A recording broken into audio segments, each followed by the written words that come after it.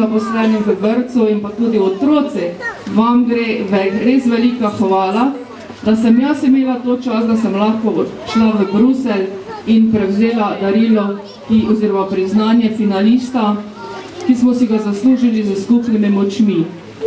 Tako smo bili navdušeni, ker smo konkurirali dvema velikima mestoma, Aberdeenu in pa Toulouse, ki imata 1 milijon prebivalcev, ena pa 800 000, mi pa 12 500, da smo se prebili res v sam vrh. Ampak kaj je bila poanta? Mislim, da je Evropska komisija zasledovala to, da je zelo pomembno, da se družimo različne generacije. To, kar se danes tukaj dogaja in kar se bo dogajalo tudi 11. maja.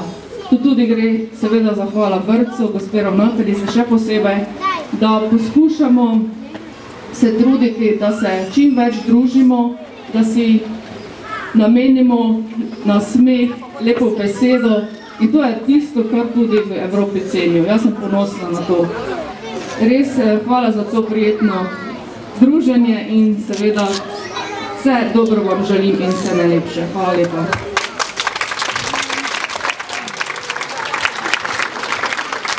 Za cilje Eko vrtce se posebej v našem vrtcu trudi tudi